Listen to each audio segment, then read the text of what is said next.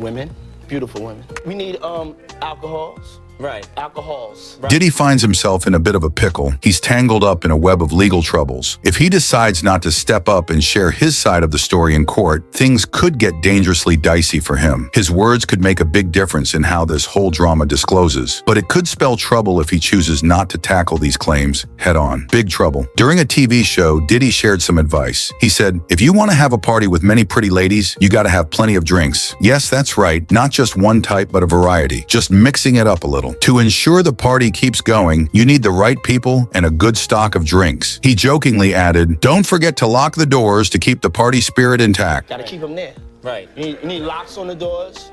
Okay, that sounds a bit risky and wild. It's got a bit of a naughty twist to it, but it's like Diddy is showing off, but he isn't telling us who else is involved. But guess what? In this case, officials will find out everyone who's part of it. Just like Diddy, they've been given a stage to do their thing. Diddy may seem like the mastermind behind it all, but others are helping him too, and this is going to be a pretty big deal. Back outside, boys, told us 70 on the strip, I'm ready to die. The question is, after all this bragging on international TV, why did it take so long for the Fed to take action against P Diddy? It's like a famous Hollywood movie. We often see a scene where everyone's laughing, there's alcohol and substance, and everyone's having a wild time. So the Office of the Southern District of New York seems awfully confident about their ability to handle the scope and complexity of the case. But still, why do you think it took them so long for them to go after Combs, considering they allege his crimes have been going on for more than a decade? My theory is that the government had an easy time putting together this final prosecution because of all the civil actions existing against Sean Combs right now. The case with Cassie, which that video was shown, his former girlfriend, where he was seen assaulting her. This scene surrounds P Diddy, a man who has built his own realm with his own rules. But this time, things are different. He finds himself not in a decadent party setting, but in a federal prison. And for the first time, he's not in control. His fate now lies in someone else's hands. Former girlfriend, where he was seen assaulting her. It looked like certainly that he was assaulting her on video.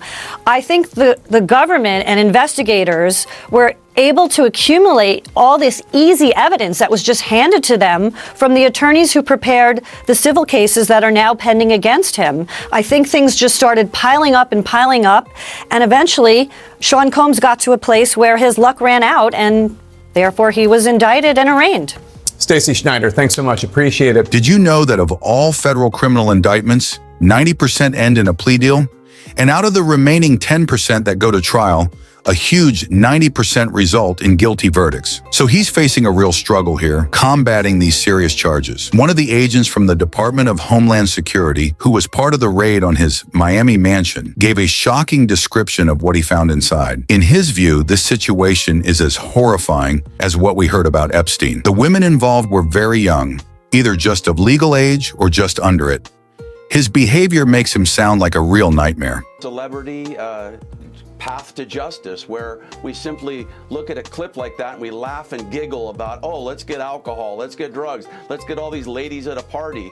You know, for years, P Diddy's gotten a hall pass. He's actually created his own kingdom where he makes his own rules, and you got to follow his rules or you get penalized. And guess what, Laura? He's now in a federal penitentiary. This investigation has been very thorough.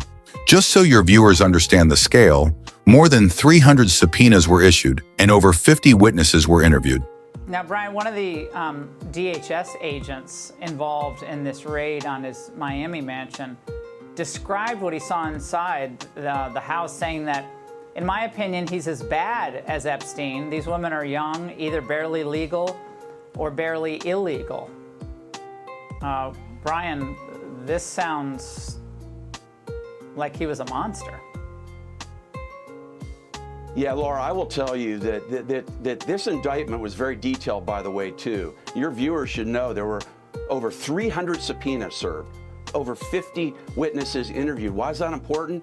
Because the federal prosecutors aren't going to be leveling an indictment like this unless they have ammunition. The reason this case is getting so much hype is that federal lawyers don't just whip out an accusation like this without solid evidence.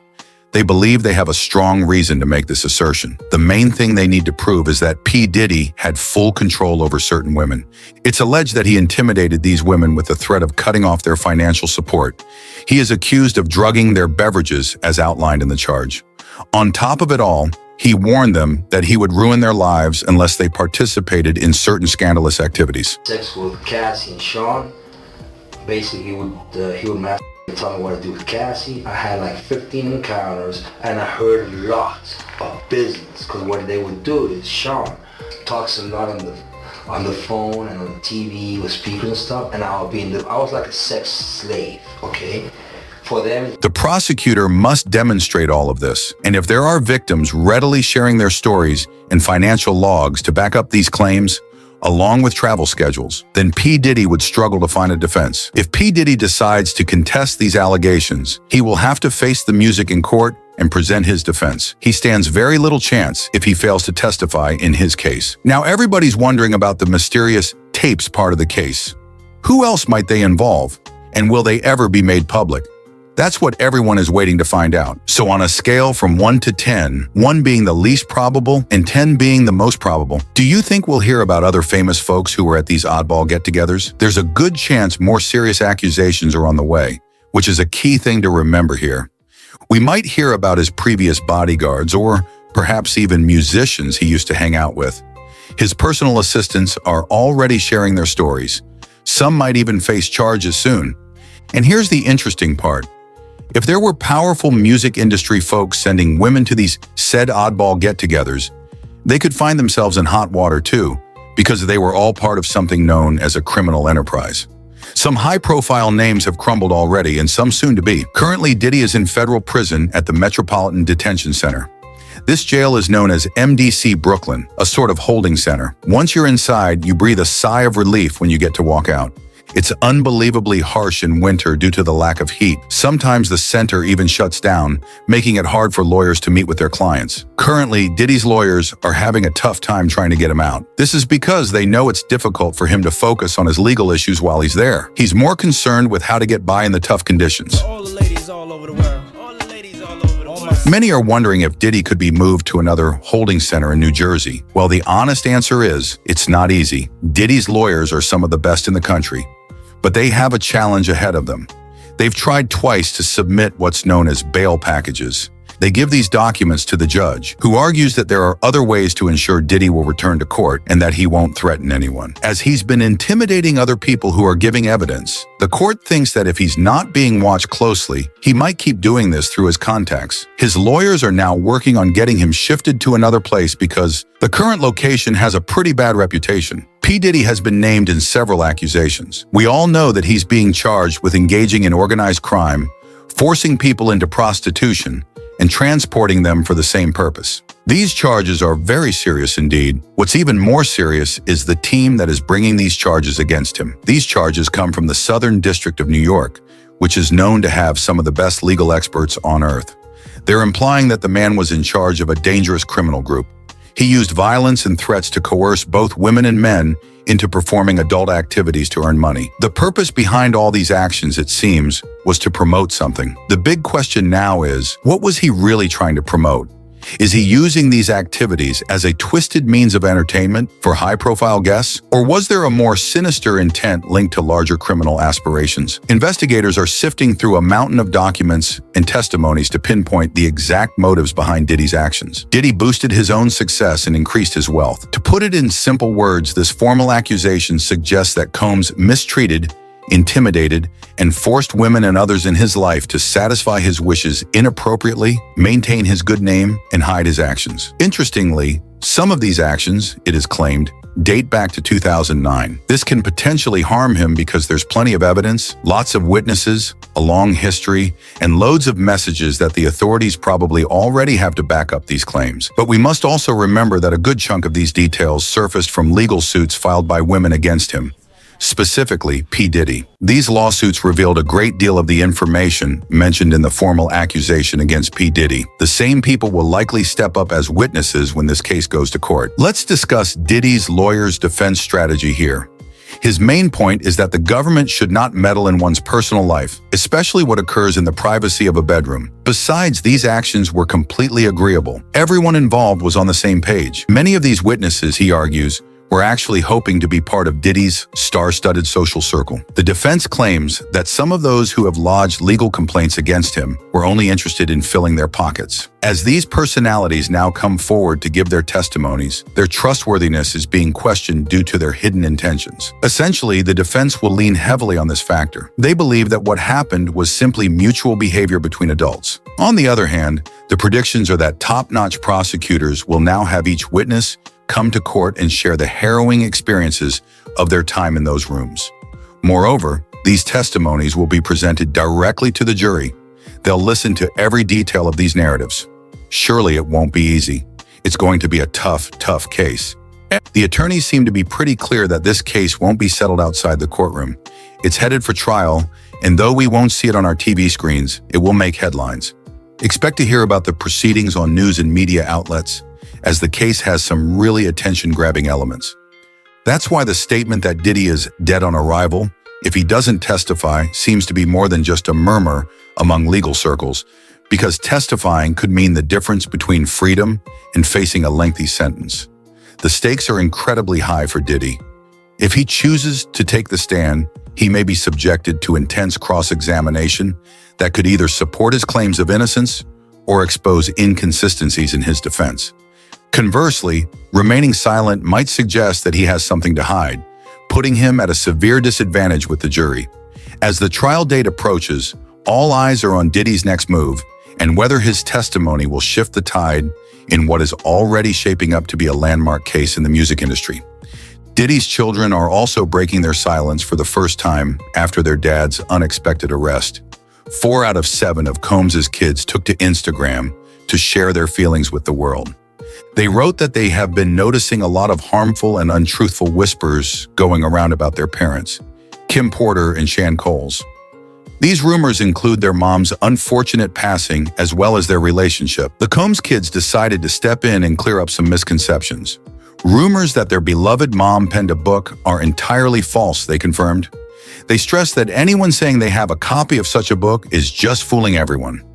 Earlier in September 2024, a suspicious 60-page book surfaced, claiming to be a collection of Porter's personal diaries. Porter, the mother of Diddy's children, sadly passed away at 47 in the year 2018. While addressing these issues, the kids didn't mention anything about their dad's arrest. They wrote about how their mom should be remembered in their heartfelt message. They want the world to remember her as the lovely, brave, generous, and caring woman she was. They strongly believe that her memory should not be spoiled by scary gossip. Did you know Combs was refused bail not once, but twice? One refusal came from a magistrate judge, while the other came from a district court judge. They both maintained that he could potentially be a threat. It was alleged that he was trying to contact witnesses and victims. It was rumored that he was trying to scare them and sway them with false narratives. This made them think that he could run away if given the chance. The defense, on the other hand, came up with a proposal. They suggested that they could put up a $50 million bond backed by his house. Additionally, Diddy wouldn't be allowed to use a phone or the internet. They would even hire a private security team to watch over him around the clock. He would also have to wear a GPS monitor to keep track of his whereabouts. They were willing to provide a list of all the individuals who visited his house. However, the judges didn't think this was enough. They believed the claims made by the prosecutors and thought that these arrangements were not adequate given the seriousness of the allegations against Sean Diddy. So the main concern here is about the possibility of him trying to escape. Even though he had never tried to run away before and had willingly come to New York, there were multiple interactions between his lawyer and the case's prosecutors, the U.S. attorneys for the Southern District. The lawyer kept informing the government about his whereabouts, saying, "He's going here, and now he's headed there. We have his passport." Yet despite this, the fear of him running away seems to be the most significant issue. His thinking might change now that he's been charged and put in jail. Just imagine, the thought of maybe having to spend the rest of your life in a tiny jail cell can really mess with your head. That's why the flight risk is the most critical aspect of this situation. And then there's his character, you know? Diddy is quite intimidating. He knows a ton of people, some quite influential. And the thought of him intimidating potential witnesses is definitely something that's bothering the U.S. attorney and the judge. The case is getting uglier with every passing second. More and more clues against Diddy are coming out. To your surprise, a new person has bravely stepped forward, accusing Diddy, Thalia Graves. According to her, Graves, along with his bodyguard, did some really terrible things back in 2001. The story she tells in her lawsuit is that they drugged her, restrained her, and did awful things to her. They even filmed the whole incident. This isn't something you get over easily. It's like a bad dream that gets stuck in your heart and mind. It's tough and leaves scars that might never completely disappear. Combs is still claiming he didn't do anything wrong. In fact, he's been charged with running a bad scheme that exploits women. But he continues to declare his innocence. Combs is currently in a horrible place. However, there are rumors that his lawyer is trying to move Combs to a different jail where things might be somewhat better for him. So this is it for today, guys. What's your take on all this news? Leave your thoughts in the comments below. Don't forget to like and subscribe for more news updates. Thanks for watching.